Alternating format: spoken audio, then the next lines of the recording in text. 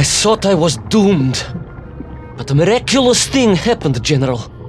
I could breathe. It must have been the helmet that was jammed onto my head. It was a strange and remarkable thing. Some might almost say beyond belief. A narrow-minded fool may indeed, General. But of course, you are no Durak. But even as I sank towards the floor of that lost ocean, my journey was about to take me to darker, stranger territory than ever before. And it happened like this.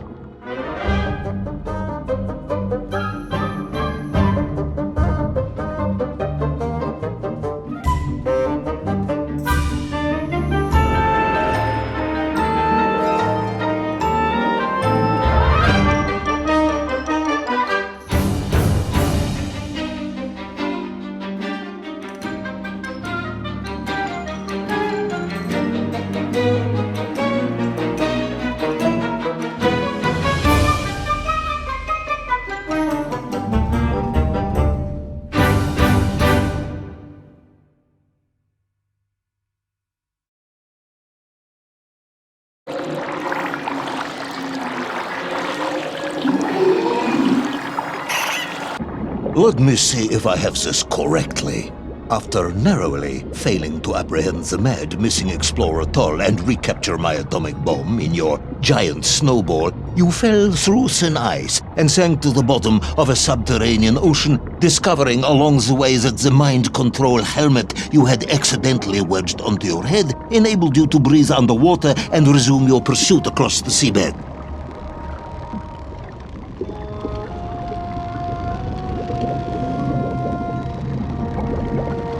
General, you seem perplexed. Perplexed? Perplexed is that the keys to my house are not where I left them. Perplexed is the fact my dog will not eat cheese like other dogs. No, Ivan Ivanovich, I am not perplexed.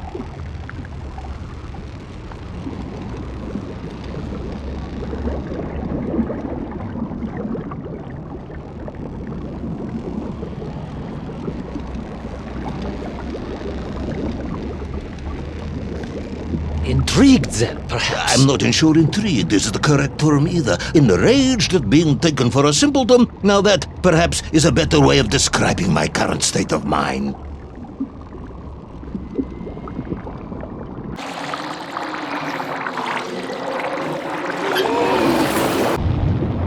That is unfortunate, General. Once again, Comrade Privalov, I must correct you. Unfortunate is losing one's car in a snowstorm. Unfortunate is booking opera tickets on your wife's birthday and getting the date wrong. Oh, was she furious?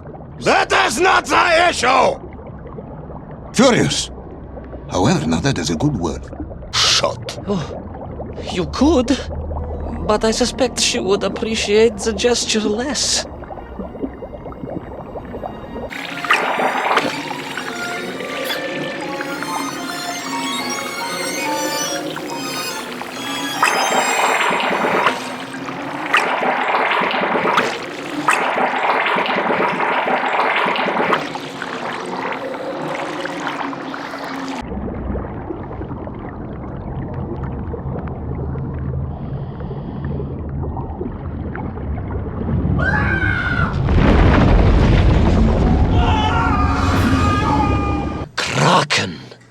A vast monster of the sea.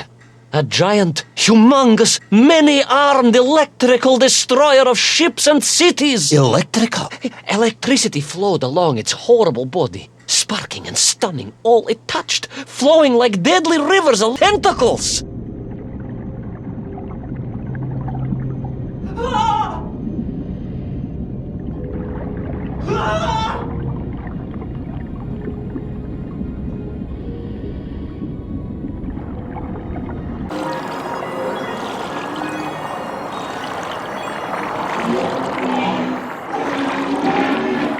A sobering discovery. Are you suggesting that the vessel simply wandered off course and sank here? That seems unlikely even by your standards. No, General, I only wish that were true. The mighty ship showed terrible scars, signs of having been grappled and torn asunder by some huge and terrible adversary. That is indeed strange and curious. I am troubled by this discovery. might you almost be perplexed, perhaps? Don't push your luck.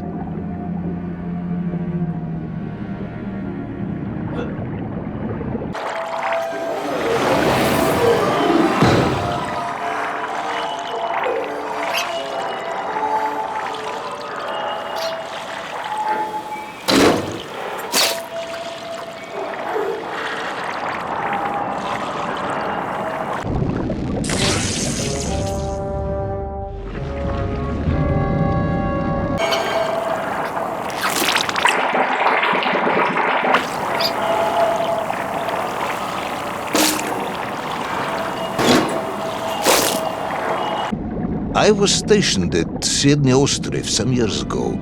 I am only too aware of how easy it is for the imagination to create monsters when one is exposed to lonely and dark places. My men required constant monitoring. Much like my cousin Pavel. He was also stationed at Ostrov? No, he required constant monitoring. He was a devil for stealing eggs.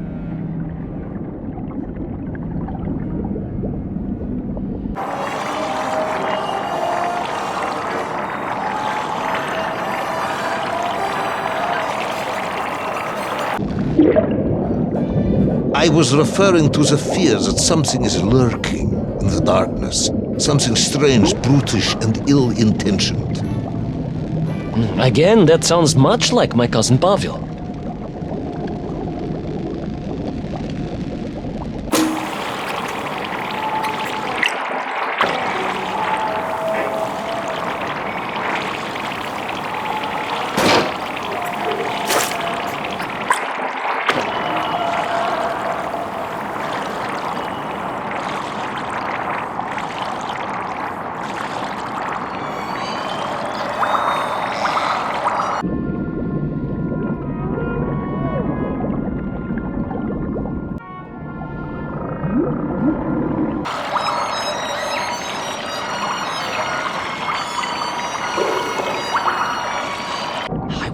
Hunted. There was no doubt about it, and escape was all I could think about. Naturally.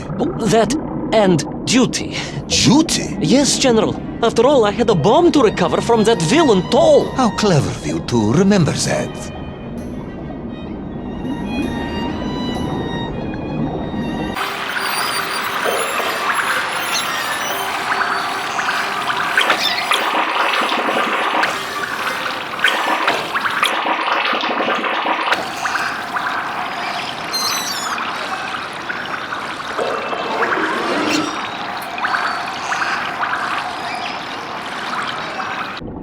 But first, there was the issue of escape. Escape from a dreadful, grasping creature that consumed all it could reach, dragging anything that wandered within its clutches to a miserable doom. A hoarder of useless trophies and stolen goods. Once again, Tavarish, I suspect you are pursuing a somewhat tortuous metaphor for capitalism, in the misguided hope of appealing to my political ideals.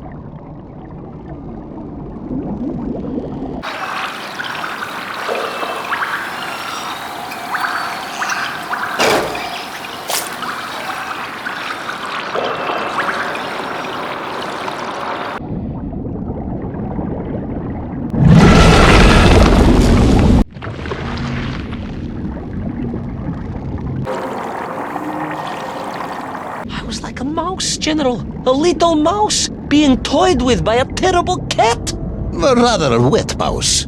I was like a little underwater mouse. Being stalked by a giant rubbery electrical cat with 8 tentacles. Exactly, General. Good, I'm glad we cleared that up. You may continue.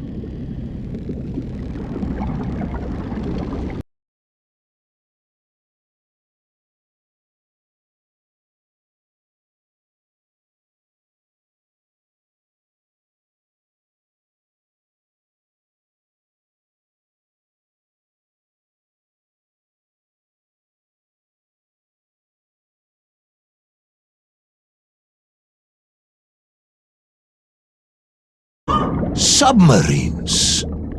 You didn't mention submarines before. Didn't I? Why? No, Navernia, General, of course. Submarines, millions of them. Several, at least. Any particular submarines? Did you see names, numbers? General, have you lost a submarine? I am not at liberty to answer that question, as you well know. Well, General, losing one's car in a snowstorm is unfortunate, as you say. But to lose a whole submarine, that could be considered careless.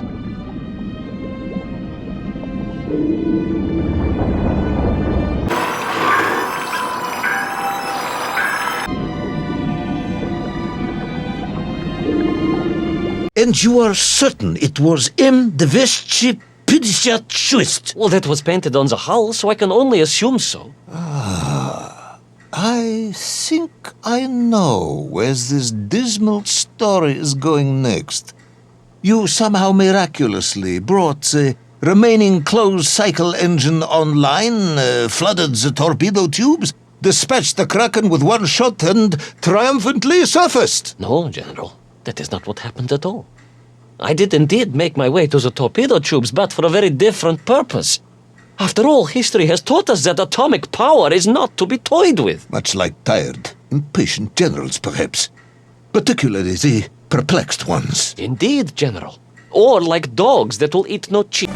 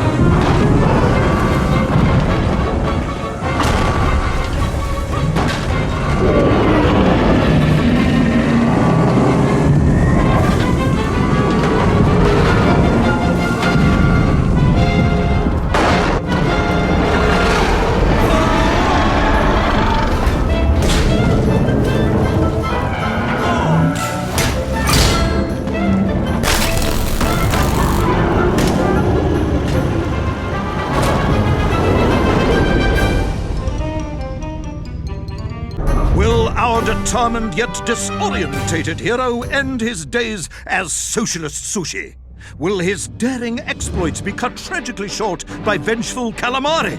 Will the general's wife ever forgive him for missing Ruslan and Lyudmila? And just how many eggs did Pavel steal, and where did he keep them? All of these questions and more may or may not be answered in the next exciting episode of Little Orpheus!